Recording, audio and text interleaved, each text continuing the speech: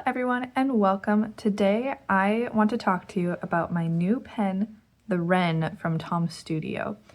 I have been using this pen for a couple weeks now, and I thought I would just give you guys some insight into my thoughts on it and, if you're interested in buying it for yourself. So to start off, this is the Wren pen from Tom's Studio. It is supposed to be a forever pen. You can replace the nib. You can also replace the cartridge on the inside. Well, you can actually rinse the cartridge out and refill it. You can see I've got black ink in it right now. I really love the mission behind this of trying to reduce plastic waste and also have a beautiful item that you can carry with you. It's made of this really nice brushed aluminum. I have it in the teal base with the black cap. And then when you close it, it compacts down really small. Now, when you get this pen, you get it on its own with this black ink sample, which I think this is just like their basic black ink. And let me show you the pen test that I did with this when it first came in. All right, I got you zoomed in to take a look at it. So this is with the free ink sample. If you can kind of see, it's a little faint. It's not the darkest black. And when I wrote and then highlighted over it, it definitely smudged a bit. So, and it kind of took out some of that darkness, making it even more light gray. But when I did highlighter and then the pen, it was a lot darker. Now, what I have in the pen now is their Pigment Black Ink. I got this because I wanted something, it's waterproof, and I'm hoping that works with my highlighters better. It's also a lot darker of a black, so let me show you guys what this looks like.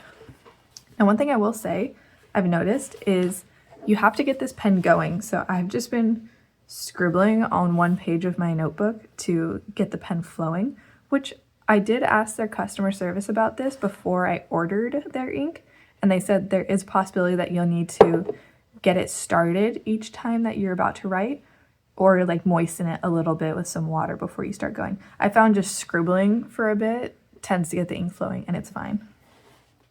Now, if you can see, the difference between these two is a huge difference.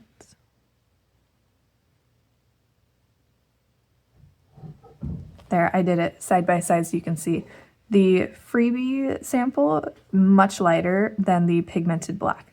Another thing to note, let's do a highlighter test as well so I can show you guys. Let's see, I used a green highlighter for the last test. So first I'm going to write and then highlight, and then I'll do highlighter and then writing to show you guys the difference. Okay, so now we've got our writing down. Let's go ahead, highlight it, and I'm not giving it really any time to dry. So it did really well. The only streaking is kind of right here on the P and a little on the E over here. So it's like those places where your pen hovers for a second.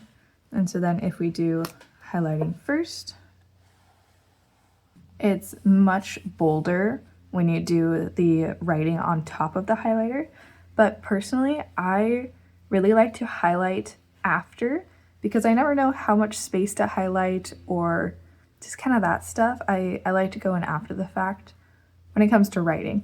So not that big of a deal if you just wait a second for it to dry. I haven't had any issues. And this is the Tomo River paper, and so you can see, get my tea out of the way.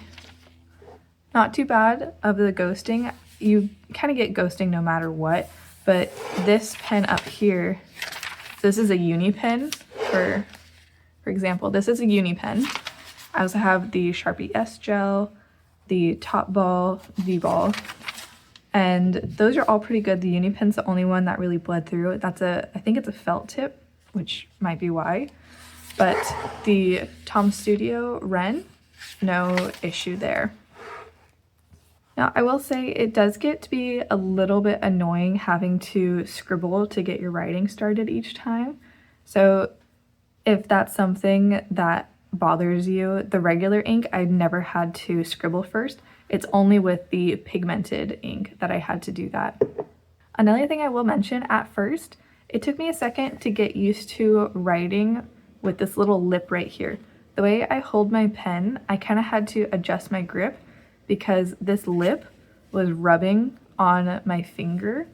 It was just like a little uncomfortable, but now that I've practiced with the pen a bit more and I've adjusted my grip, I don't notice it at all. I've been writing whole pages without an issue. I just zoomed out to give you guys the full view of it. I have kind of small hands, I feel like, so maybe it's just a me thing, but something to be aware of. I personally would like it if they made the body of the pen a bit longer. I also just feel like that might look a bit nicer, but it is very compact when you press it down like this.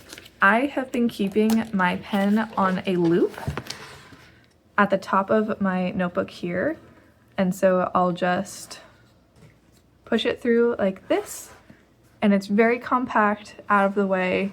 There's no overhang. You could keep it on the side too, like a normal pen, but I found keeping it on the top is nice because then I'll set it in my bag and it's sitting right up there. It's not pressing into pages or messing anything up.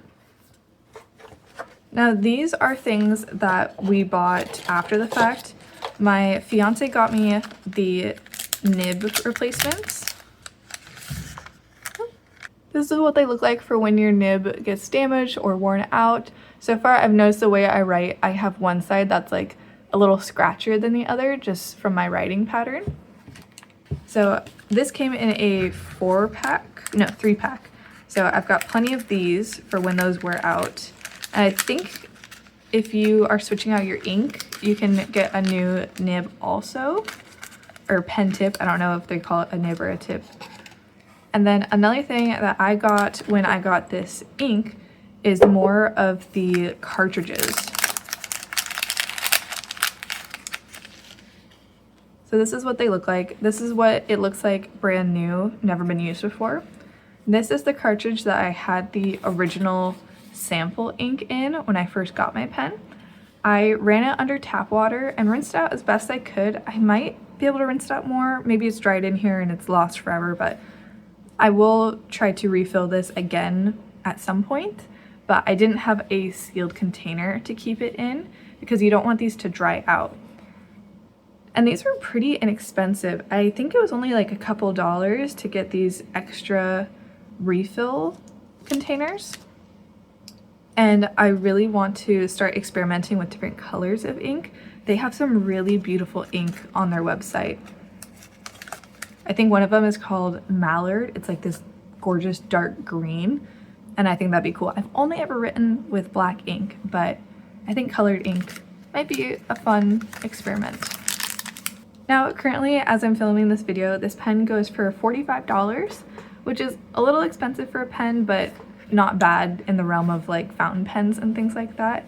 And I think the fact that you can get it and use it for life is pretty special. It feels very well made. It feels like it has got a nice weight in your hand. And I like that you can customize the colors. My fiance picked these colors out for me, which makes it a little bit more special because it has his flair on it as well. But you could get monochrome. They've got it in like pinks and purples and the classic blacks and blues. They've got a really pretty midnight color. And I get emails all the time about different colors or special releases that they are putting out. So you can really customize it however you want.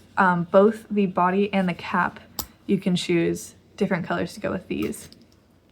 And after using this is just for writing. They also have the Lumos, which is a brush pen, and it's got a bunch of different nibs. I think there's like 12 different nibs that you can put on it. And I am curious about that, but I'm not quite ready to invest in that one because that one I think is closer to $80+. Very expensive. I do like the fact that it's a bit longer, and you can get the version that has a nib on both sides. So you can have 2 different color inks, you can have 2 different nib styles at a time. I love how customizable it is, and the fact that these are built to last a long time. The final little thing that came when I ordered this was this popcorn tea. It was a little freebie, and this was really delicious. This is from my most recent order, but the one that I got from the original order I tried already, and it's weird. It smells like popcorn, but and you wouldn't usually think about popcorn and tea, but it was quite delicious. But overall, if you are looking for a compact, heavy-duty pen that you can have for a very long time and customize, I think this is a really cool option. I have been a Sharpie S-Gel girl for a long time, and I was really getting sick of buying cases of pens that run out and I throw out the plastic, and it's wasteful. So instead of having something wasteful, have something beautiful. If you have tried out this pen, I would love to hear your comments. What do you think of it? Do you have that same issue with the little lip on the pen that I was talking about, or does it fit your hand pretty well? I would love to hear it. I hope you enjoyed. Go ahead and like and subscribe for more, and I'll see you in the next one.